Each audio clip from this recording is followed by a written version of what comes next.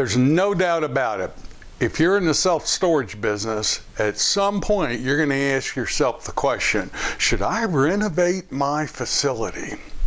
Well, let's talk about that today. My name's Mark Helm. I'm the author of Creating Wealth Through Self-Storage, and I'm the creator of the Quick Start Academy. And what I do is I support the small investor who wants to get in the self-storage business or who wants to grow their self-storage business, strategically do so in a way that creates true wealth and a fulfilling career. And there is a lot of training at creatingwealththroughselfstorage.com if you're interested in exploring getting in or growing your self-storage business. Today I want to talk about renovating a facility. Now, for us, it's usually when we're acquiring a facility. We'll purchase an existing facility and do a value add play, and part of that value add play is the renovation and the repositioning. For many people, there'll come a day where they show up for work one day, turn the lights on, and all of a sudden they realize that their facility is looking old and tired. And they'll ask themselves the question, something like, why would somebody rent from me when they can go rent down the street in a brand new facility? So let's talk about renovation. So the beauty of self-storage is its simplicity. Steel wall, concrete floor, apartment type rents.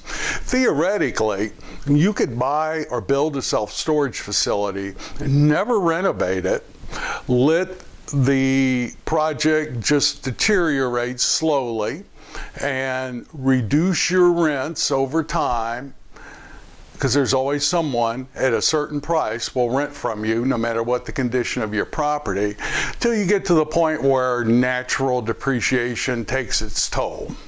So the only reason really to renovate, in my opinion, is ROI, return on investment. So every time we're looking at renovating or repositioning a property, we ask two questions. Will this help me rent units? This assumes you have units to rent and you're not 100% full. Or will this renovation or this part of a renovation allow me to get more money? In other words, more money in rent, more money in a sales price. So every part of every renovation, we ask these two questions. Will it help me rent units? And will I be able to get more money for it? If the answer is yes, then we run the numbers. So I'm going to talk around something just I have some experience with. This is a typical scenario for us. It was what we call our J-Town project, where we bought an existing 25,000 square feet, and then next door to it was a 3-acre site with an existing 20,000 square foot warehouse type building on it. The original 25,000 square foot self-storage project was built in the early 80s. I mean, literally a first generation type self-storage project. So we were looking at buying the existing facility and then the land next door and doing an expansion.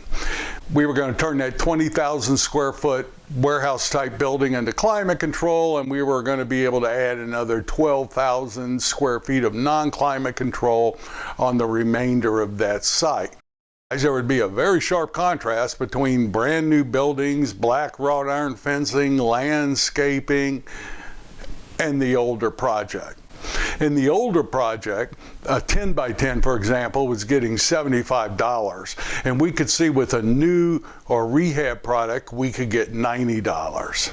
So when it came to renovating the older facility, we asked those two questions. Will I be able to rent units faster, and will I be able to get more rent? So we saw that the rent difference was 17%. Okay, I like a 17% increase, but what will it cost us to get that 17% increase?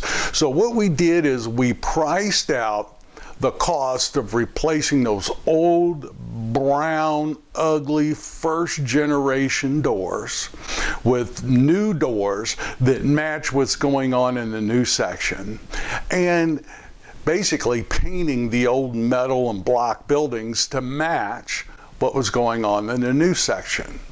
What we saw was that the cost, after we explored it with the different vendors, the cost of taking the old doors out, replacing them with new doors was $355 per door, and it was going to cost us $25,000 to paint that older facility to match what we were going to be building.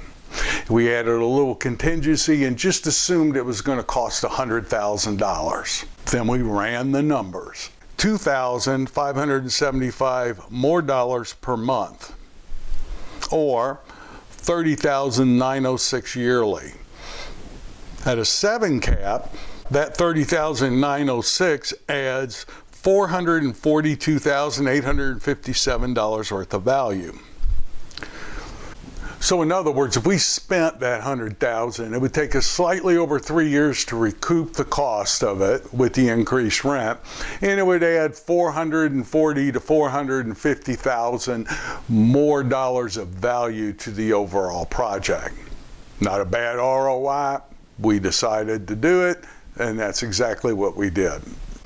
Now here's my coaching if you're considering doing a renovate. We always use vendors that are ISS vendors for the products that we're buying for the self-storage, or we do as much as possible.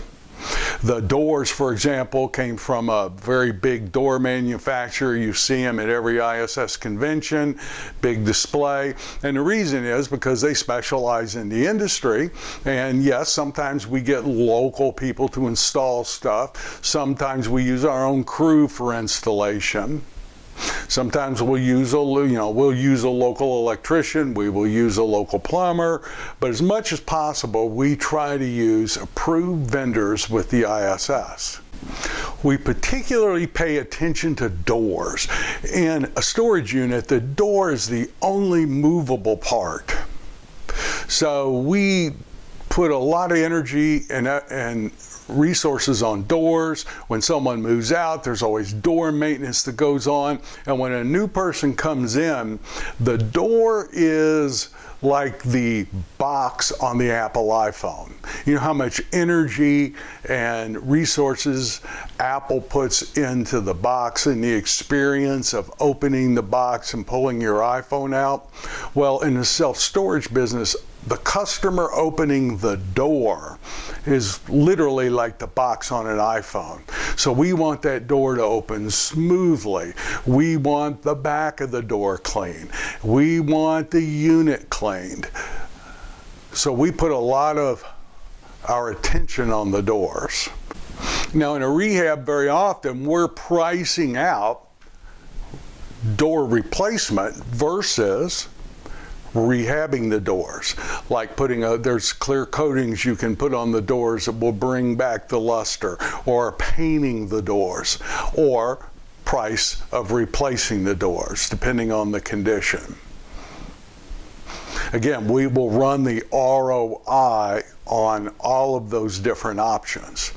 And when you're renovating, very often, what almost always for us anyway gets addressed is the office area or the retail area, because that is also the customer experience when they walk into that office. It's good to compare your office area with the offices of the competition of the other self-storage in your area. And in today's world, we want our office to look more like a store, more open, retail displays everywhere, easy to, as you're executing your lease or talking with the manager, within arm's reach to be able to reach out and see and touch some retail displays. Locks, we sell a lot of locks, so we want the locks accessible and easy to get to for the customer. We can usually go in and paint and replace the floor and remodel a little bit without spending a lot of money. We've rehabbed many offices, $5,000 or less. My relation right now to remodeling is we want to bring a facility, the one we own or one we're going to soon own, into this century.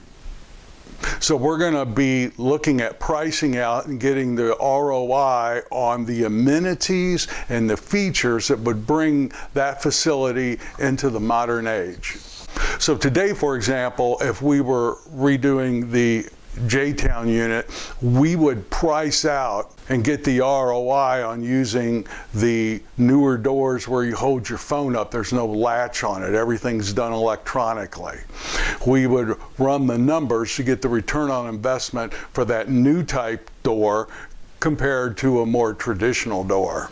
You can install doors today that will automatically overlock. A manager doesn't have to go by and lock them. And when someone pays, the computer instantly unlocks the overlock, and it automatically overlocks when they're late. At J-Town, after we ran the numbers, if we were going to price that out today, we probably would not have put that in because I wouldn't have been able to get any more for a unit with that feature. And we have a manager on site because in our business plan, when we're over 50,000 square feet, we typically have at least one full-time manager. However, if I was on a smaller facility and I was replacing the doors, we very well may install that in a 25,000 square foot because that would reduce the amount, the payroll number for sending somebody in there 1 or 2 times a week to do the lock inspection report and do the overlocks and the unlocks. So every time you're considering any aspect of a renovation, run the ROI on that feature in the overall renovation. So let's go back to the J-Town project a minute. The doors arrived. Now, how do you get them on? Literally, almost every unit of that older section was occupied. So what we did is we got with our installers, local crew, and we mapped out a route in the facility that we would take. We tested replacing a couple doors on the units that we own, where we keep retail products, and one where the owners were renting it. And we saw the amount of time it would take to take that door off and to put the new door on. So we knew how many doors this crew could get done in a day, and we mapped our route out. Next, we phone called, mailed letters, and emailed the owners and basically said something like on Tuesday between 10 and 12 or Wednesday between 2 and 4, we're going to be replacing your door.